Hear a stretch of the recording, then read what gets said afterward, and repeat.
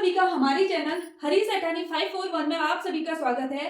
तो आज की वीडियो में हम हिमज्योति स्कूल की सीरीज यहाँ पर स्टार्ट करने जा रहे हैं। पिछले बार भी हमने यहाँ पर हिमज्योति स्कूल की सीरीज स्टार्ट की थी, जिससे कई विद्यार्थियों, कई छात्राओं, स्पेशल जो है यहाँ पर जो है छात्राओं को फायदा हुआ था। तो इस बार भी हम यहाँ पर सीरीज स्टार्ट करने जा रहे हैं। तो हिमज्योति जो स्कूल है वो सिर्फ बालिकाओं के लिए है, जो कि कहाँ पे है, देहरादून में है। तो ये एक आवासीय विद्यालय है जो सीबीएसई बोर्ड द्वारा संचालित किया जाता है। तो इस आवासीय विद्यालय के जो निःशुल्क यहाँ पर फॉर्म जो है वो यहाँ पर अभी चल रहे हैं। अभी भी आप इसमें अपना रजिस्ट्रेशन करवा सकते हैं और इसका जो एग्जाम होने वाला है वो होगा 1 फरवरी 2026 को इसका जो है एग्जाम होगा। ये आवासीय विद्यालय है जिसमें आपको रहने की, साथ में पढ़ाई, इसमें सब कुछ जो है यहाँ पर निःशुल्क यहाँ पर कराया जाता है। तो ये जो है उच्च कोटि का जो है यहाँ पर एक विद्यालय है। तो इसके लिए यहाँ पर जो सीबीएसई द्वारा जो है एक एंट्रेंस कराया जाता है। उसी एंट्रेंस को हम जो यहाँ पर पेपर है, एंट्रेंस में जो आता है, यहाँ पे जो क्वेश्चन यहाँ पर आते हैं, उन क्वेश्चनों की सीरीज हम आपके सामने लाए हैं। तो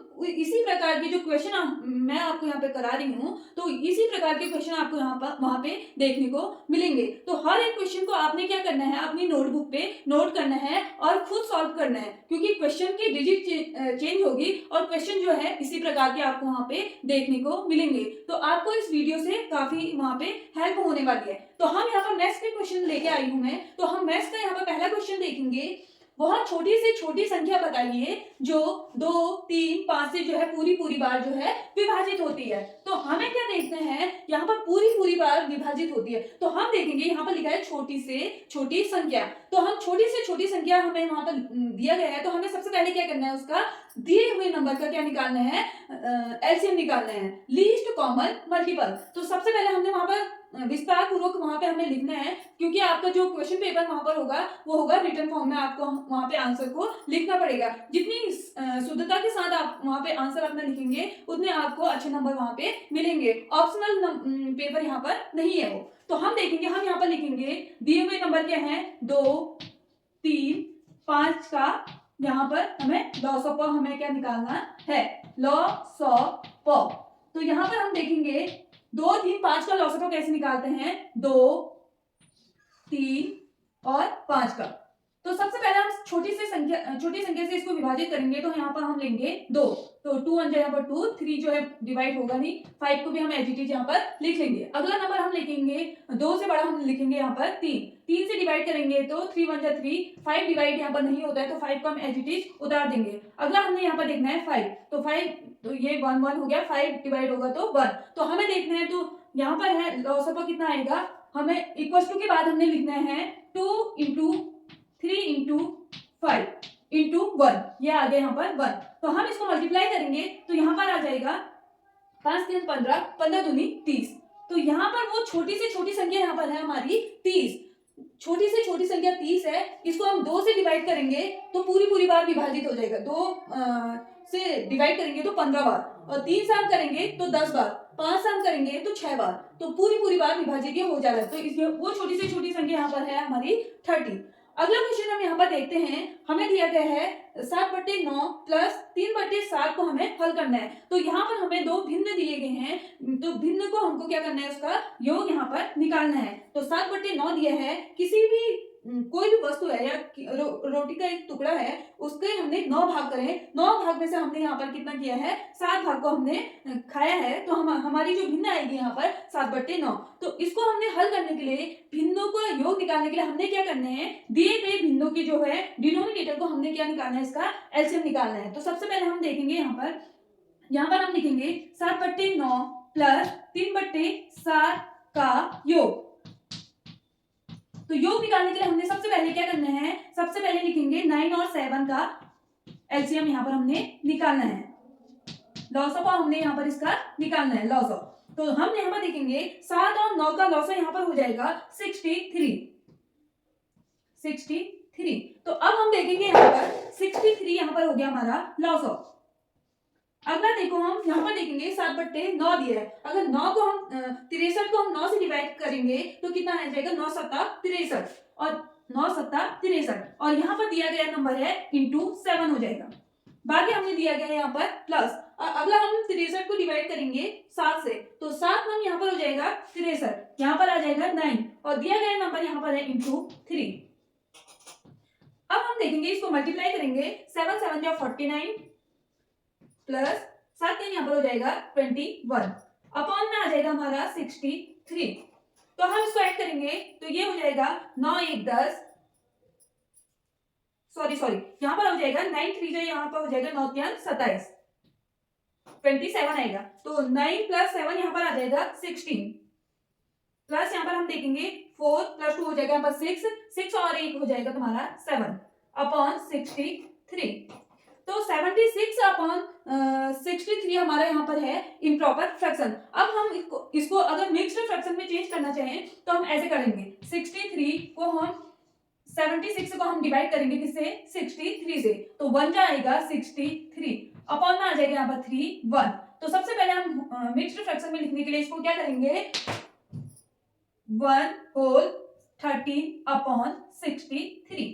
तो इसके दो आंसर आएंगे, या तो हम लिखेंगे 76 अपॉन 63, अगला हम लिखेंगे अगर होल फ्रैक्शन में आपको लिखना है, मिक्स्ड फ्रैक्शन में लिखना है तो 1 होल 13 अपॉन 63 इसका यहाँ पर आंसर होगा। तो 7 अपॉन 9 प्लस 3 अपॉन 7 का जो योग आएगा यहाँ पर वो आएगा 76 अपॉन 63, या हम मिक्स्ड फ्रैक्शन में लिखेंगे तो 1 होल 13 अपॉन 63। अगला क्वेश्चन हम देखेंगे यहाँ पे, अगला क्वेश्चन है यहाँ पर 2 होल 3 अपॉन 5 इंटू 5 अपॉन 26 का हमें यहाँ पर क्या निकालना है, वैल्यू निकालनी है। तो हमें क्या लिखना है वहां पर, पूरा लिखना है। तो सबसे पहले हम होल वाले को हम क्या करेंगे, इम्प्रॉपर फ्रैक्शन में, मिक्स्ड फ्रैक्शन को इम्प्रॉपर फ्रैक्शन में चेंज करेंगे। तो हम साइड में लिखेंगे 2 होल 3 अपॉन 5 को हम इम्प्रॉपर फ्रैक्शन में चेंज करेंगे। तो सबसे पहले हमने क्या करना है, इंटू करेंगे, यहाँ से इंटू करेंगे, ऊपर वाले के साथ हमने क्या करना है, प्लस करना है। तो 5 2 10 प्लस करेंगे 13 अपॉन 5, तो 13 अपॉन 5 यहाँ पर आ गया इम्प्रॉपर फ्रैक्शन।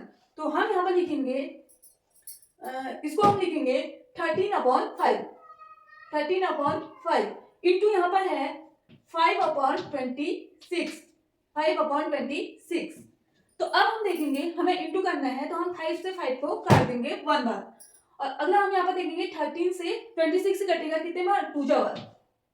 तो यहाँ पर आएगा, इसका जो मान आएगा वो आएगा 1 अपॉन 2। तो इसकी जो वैल्यू आ गई, इम्प्रॉपर फ्रैक्शन यहाँ पर आ गया 1 अपॉन 2। अगला क्वेश्चन यहाँ पर हम देखेंगे क्वेश्चन नंबर 4। तो यहाँ पर क्वेश्चन नंबर 4 दिया गया है, गणित की परीक्षा में गोलू को 30 में से 24 अंक प्राप्त हुए, तो उसे कितने प्रतिशत अंक यहाँ पर प्राप्त हुए। तो हमें क्या निकालना है यहाँ पर, उसके प्राप्त किए गए अंकों का यहाँ पर हमें प्रतिशत निकालना है। तो यहाँ पर हम लिखेंगे गणित में प्राप्त अंक। तो यहाँ पे हमने वहां पे पूरा पेपर में लिखना है। तो यहाँ पर प्राप्त अंक हो गए हैं, जो गोलू द्वारा प्राप्त किए गए अंक हैं वो है 24, और जो टोटल जो प्रश्न पत्र है वो प्राप्तांक जो है गणित का वो कितना है, 30 नंबर का हमारा पेपर है। तो यहाँ पर प्राप्तांक लिखेंगे हम 30। तो अब यहाँ पर देखेंगे प्रतिशत निकालने के लिए हम क्या करेंगे, प्रतिशत निकालने के लिए हमारे पास है प्राप्त किए गए अंक, प्राप्त अंक हमारे हैं 24 अपॉन कुल जो अंक है, जो पेपर हमारा था वो था 30 मार्क्स का, इनटू हमने क्या करना है 100, क्योंकि हमें यहाँ पर निकालना है प्रतिशत। तो हम इसको काटेंगे, 24 को काटेंगे 8 से, 8 या 24, सॉरी इसको हम काटेंगे 3 से, तो 3 से काटेंगे तो 3 8 यहाँ पर हो जाएगा 24, और ये कट जाएगा 10 बार। अब 10 का 0 कटेगा यहाँ पर 100 से, तो यहाँ पर आएगा प्रतिशत 8 इंटू 10, तो ये आ जाएगा यहाँ पर 80%। पीछे से प्रतिशत का चिन्ह लगाना ना भूलें।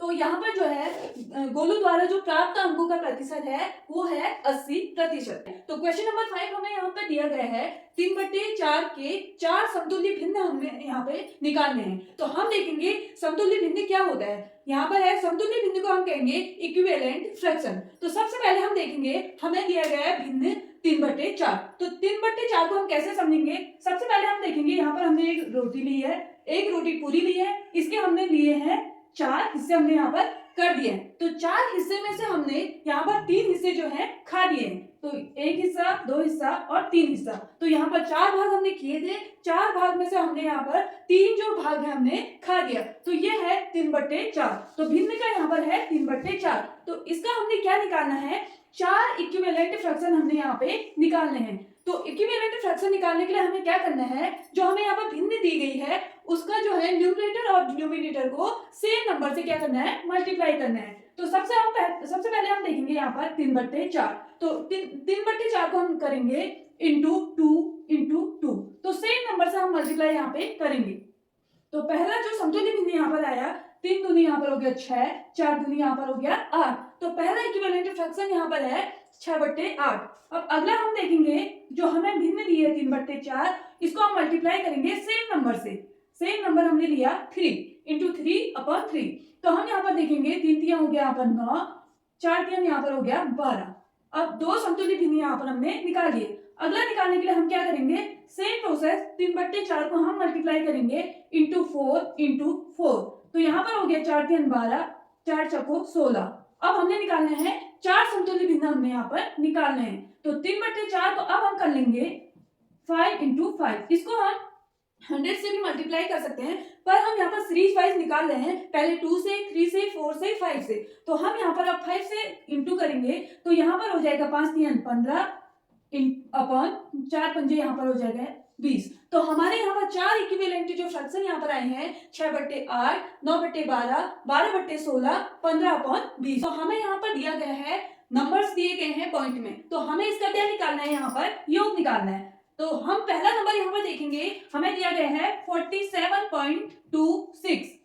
अगला नंबर हमें यहाँ पे दिया गया है 19.87।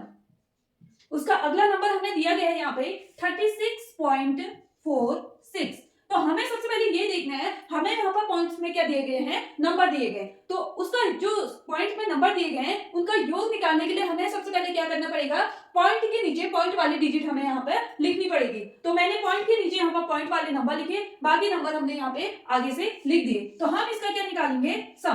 तो सबसे पहले पॉइंट के बगल वाली साइड से हम यहाँ पर सम निकालेंगे। तो हम देखेंगे 6 6 12, 12 6 18, 1 19। तो यहाँ पर आ गया 19 के कैद यहाँ पर लेंगे हम 1। इसको जोड़ के हम देखेंगे 8 2 10, 14 और 1 5, 15, 15। अब यहाँ पर बचा 1। अब हम यहाँ पर देखेंगे 9 1 10, 10 7 17, 17 और 6 यहाँ पर हो जाएगा हमारा 23। और पॉइंट को हम क्या लगाएंगे, एज इट इज यहाँ पर लगा देंगे। तो यहाँ पर हमारा सम करके आया 23 और कैरी आया यहाँ पर हमारा 2। अब हम ऐड करेंगे 4 4 2 6 7 7 और 3 कितना हो जाएगा यहाँ पर 10। तो इसका हमारा जो नंबर दिए गए हैं इसका सम आया 103.59। और पॉइंट के बाद जो नंबर हम बोलेंगे उसको हम अलग अलग करके बोलेंगे। जैसे यहाँ पर दिया गया है 103 को हम 103 बोलेंगे, पॉइंट यहाँ पर 59 ना बोल के यहाँ पर हम बोलेंगे 0.59।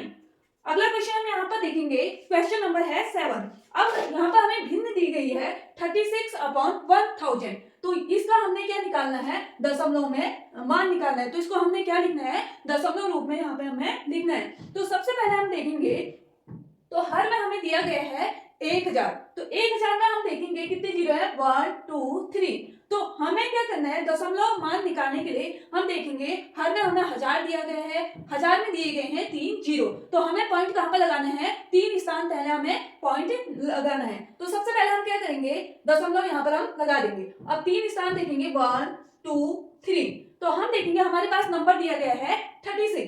तो 36 को हम लिखेंगे यहाँ पर, और जीरो हमें कहाँ पर लगाना है, पॉइंट के बाद। तो हमारे दशमलव जहां पर लगा, कहां पे लगा, 3 स्थान पहले 1 2 3। तो इसकी वैल्यू जो होगी, इसका दशमलव में मान होगा जो हमें भिन्न रूप यहाँ पर दिया गया है 36/1000 का भिन्न रूप जो आएगा 0.036। इसी प्रकार अगर हमें यहाँ पर 10,000 या 1 लाख दिया होगा तो 1 लाख में होते हैं हमारे 5 जीरो। तो हमारा पॉइंट कहाँ लगेगा, 5 स्थान पहले यहाँ पर हमारा पॉइंट लगेगा। अगला क्वेश्चन है यहाँ पर क्वेश्चन नंबर 8। तो क्वेश्चन नंबर 8 यहाँ पर है, निम्न आकृति का परिमाप बताओ। और पेरीमीटर है, पेरीमीटर होता है सम ऑफ ऑल साइड्स। जो भी आकृति हमें यहाँ पर दी गई है उन सभी आकृति का हमने क्या निकालना है, योग निकालना है। इसी को हम कहेंगे परिमाप। तो सभी परिमाप इक्वल टू, आप वहां पे लिखेंगे परिमाप इक्वल टू होगा, परिमाप इक्वल टू यहाँ पर देंगे सभी भुजाओं का, यहाँ पर होगा योग, सभी भुजाओं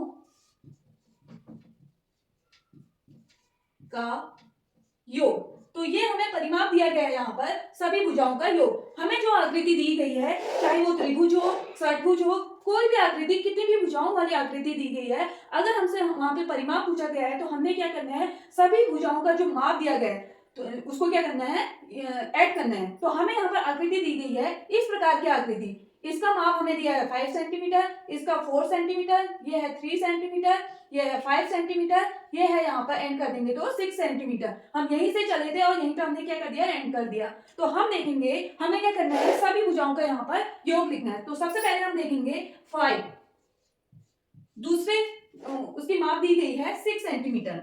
अगली हम भुजा देखेंगे, इसकी माप दी गई है यहाँ पर 5 सेंटीमीटर। अगली भुजा यहाँ पर दी गई है 3 सेंटीमीटर। फिर लास्ट हम देखेंगे हमें दिया गया है 4 सेंटीमीटर। तो हम देखेंगे 6 5 11, 11 5 हो गया यहाँ पर 16, 16 और 4 हो गया यहाँ पर 20, 20 और 3 यहाँ पर हो गया 23। तो यहाँ पर हम देखेंगे 23 के पीछे हम यूनिट जो लगाएंगे, परिमाप की यूनिट यहाँ पर होगी सेंटीमीटर ही होगी।